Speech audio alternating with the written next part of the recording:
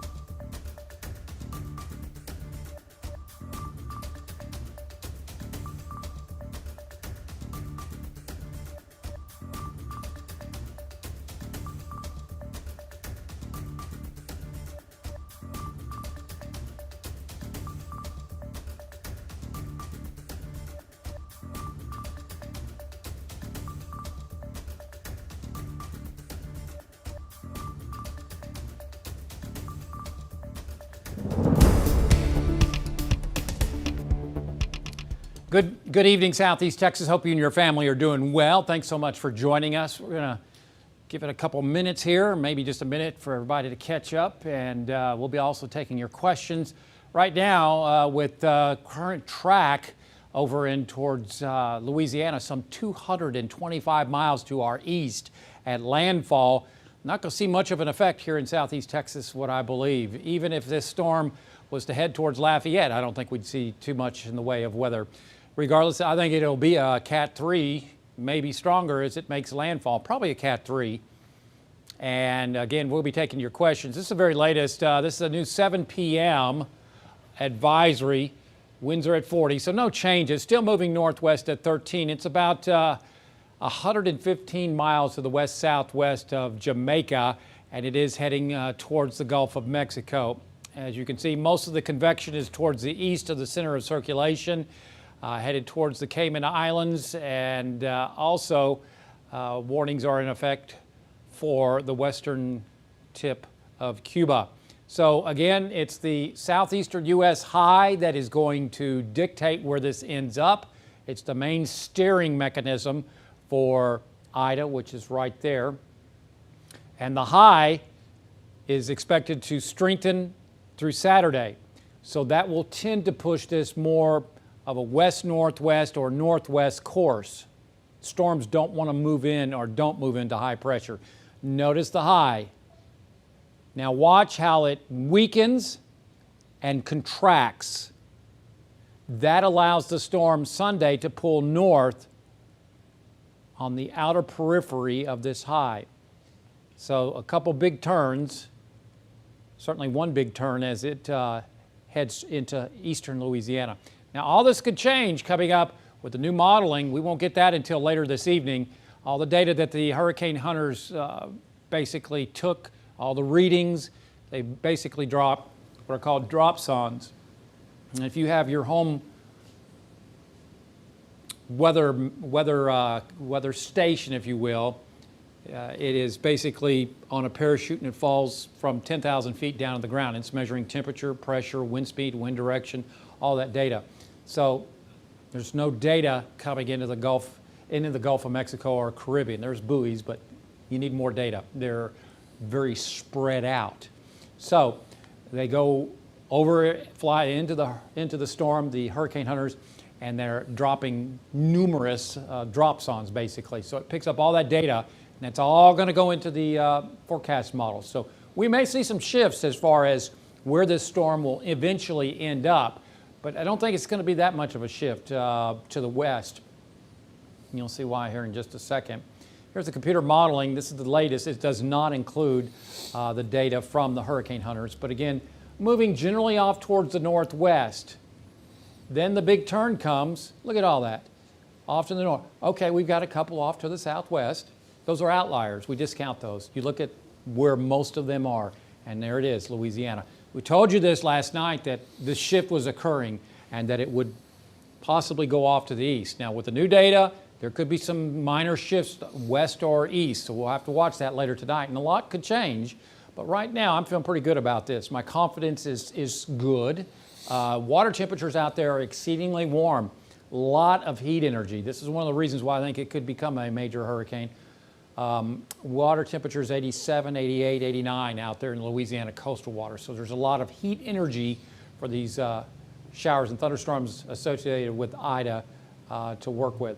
Otherwise, here's the forecast from the Hurricane Center. There's your hurricane warnings for Cuba and the Cayman Islands. Moves into the Gulf of Mexico Saturday morning and becomes a minimal hurricane in the central Gulf of Mexico coming up Saturday afternoon. Hurricane Center has this at 110 miles an hour Sunday at 1 p.m., and that is over towards Plaquemines and Terrebonne Parish, over towards Homa. There is St. Mary Parish, and it turns more towards the north. That puts southeast Texas on the western periphery of that cone of uncertainty. And again, this cone could shift west. It could shift east. We're hoping it doesn't materialize. But as you can see, it does turn north and then weakens over northern Mississippi. So the upper levels of the atmosphere at the time the storm is forecast to make landfall is ideal for strengthening. It could be rapid intensification. Why? Well, you've got the water temperatures that are 87, 88, 89 degrees. But look at the winds. See this? See how they're circulating in a clockwise fashion? See that? That's high pressure right over the storm. No shear or very little shear. So I won't say ideal conditions, but certainly very conducive to intensification, unfortunately for Louisiana. What are we talking about? Well, this is very early modeling, okay? And this could change with the new data coming in. But with this in motion, and this is Sunday afternoon, worst of the weather, Lafayette on off to the east. Then we'll go from Sunday afternoon through Monday. Notice how the winds turn to the north, northeast, north, northwest, and then to the west. I think we can handle 10 to 15, maybe 20 miles an hour in southeast Texas. That's the way it's looking right now. Where the storm is forecast, the center line of the storm, okay, it could strike anywhere in that cone, but the center line is over towards Homa. That's over 225 miles away. Hurricane winds may only extend out maybe 75 miles in all directions, maybe 100 miles. It depends on the structure. So I think we're okay. All right, that's the very latest. You want to take some questions? We can certainly do that. First one from Amanda about just when will the next path update be? This is not including the new data from just a bit ago, right? The next update will be at 10 p.m. We'll get that every 3 hours. What's the high going to do? We talked about that already. The high is going to basically steer this off towards the north and west. The high will strengthen on Saturday. Let me go back to that. The high will strengthen from now to Saturday. That will steer it towards the northwest. Then Saturday night into Sunday, the high weakens, it contracts, and that allows the storm to turn north. So it's steering the storm across the Gulf of Mexico in a northwesterly trajectory, but as the high weakens, then the storm is allowed to turn towards the north over Louisiana, unfortunately. I think that makes, either 5 or 6 storms to hit Louisiana in the last 2 years alone. Any other questions? Still got some people coming in if you want to go back to the top. Okay, we'll start from the very top once again. We'll take your questions too. This is the very latest. Ida formed this afternoon after the hurricane hunters went in and found that it was already a tropical storm. So it's at 40 miles per hour. It's moving northwest at 13, again steered by a Bermuda high, subtropical ridge of high pressure off the southeastern U.S. coastline, mid-Atlantic. So there it is, and there's the high. So the high is expected to strengthen now into Saturday. See how much bigger it's gotten? Also darker red, and pink. So it's stronger there. So that's turned the storm towards the northwest or west-northwest. Then the high weakens and contracts and gets smaller, so that allows the storm to head north. That's the big turn, as that it's all dictated by that high, the steering mechanism. Otherwise, here's the latest model suite of models. Central Gulf of Mexico, Saturday, hurricane. Then it makes the big turn to the north. That's the consensus. We were showing you this last night that the models were trending off to the east. And all of them, most of them, are over Louisiana, Sunday night into Monday. The issue now is what are they going to do with that new data that the hurricane hunters picked up this afternoon? Will they turn back to the west? That's possible. Will they go to the east? That's possible. We'll know much more coming up tonight, I believe. Otherwise, there's exceedingly warm water temperatures out there, 86, 87, 88, 89 degree water temperatures in Louisiana coastal waters. So there's lots of heat energy for the storm to intensify. As you can see, it enters the Gulf of Mexico Saturday morning. Saturday afternoon becomes a Cat 1 and then heads towards Louisiana Sunday afternoon. This is Terrebonne Parish. There's Houma, Louisiana. Of course, there's New Orleans right there. It's probably where the heaviest rainfall is going to be occurring, to the east of the center of circulation. Now, again, we're several days out, and I believe this is as much as a 115-mile difference in both directions. So there's still a lot of play as far as the track. But 111 makes it a Cat 3. I think it's going to do a Cat 3. Regardless, it's trek from Beaumont to say it goes southeast of Houma. Say it does validate, this track does validate. That's over 225 miles away. That's a long way. So I think if the track shifts further east, we'll even be in better shape, obviously. But again, it then weakens in through northern sections of Mississippi as we head towards Tuesday afternoon. High pressure in the upper levels. This is at 34,000 feet. This is upper level high pressure.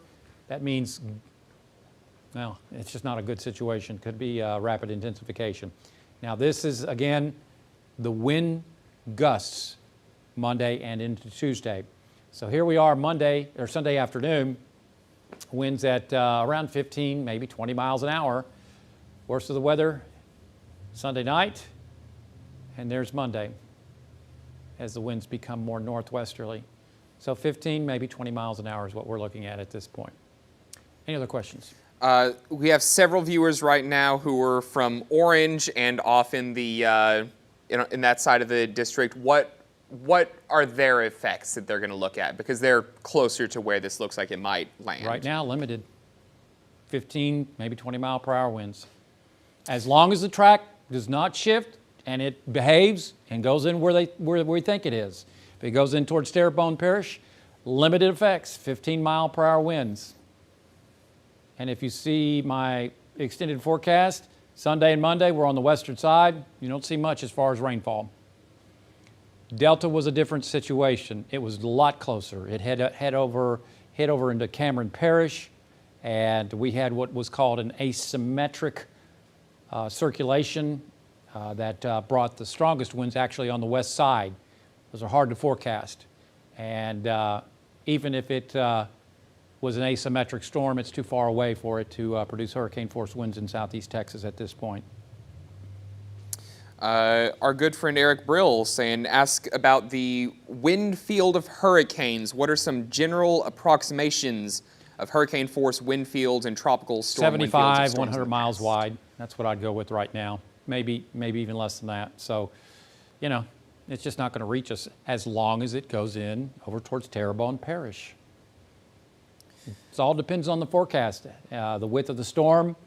Winds of hurricane force may be, 75, maybe 100 miles, especially on the right side, probably less on the west side, maybe smaller wind field on the west side. It may only extend out 50 miles.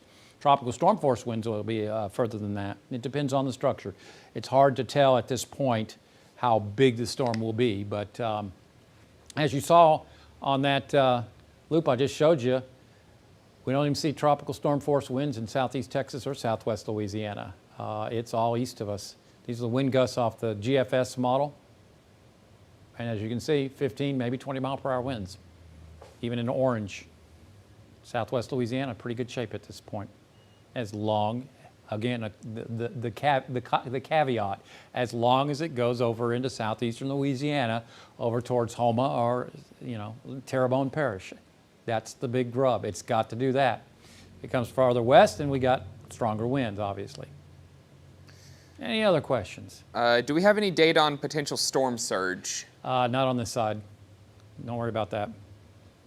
The winds, as you saw, let me back this up. Hard to have a storm surge when the winds are blowing offshore here in southeast Texas. See, the storm is moving through Louisiana, and we have northerly winds. Not going to have a storm surge here. We good? And one more time, when will we have more from the hurricane hunters? That's tonight? Yeah, the data that the hurricane hunters collected this afternoon is going into the models tonight, and they'll be coming in. Those models will be updating later tonight. Hopefully I can get it in by 10 p.m. tonight as far as the show having that data. If not, then we'll be able to show it to you in the morning and tomorrow. So that's the very latest. Looking pretty good at this point. As long as the storm is behaved and it goes in where we think it is. Hey, I hope you and your family are doing wonderful tonight. Glad you're with us.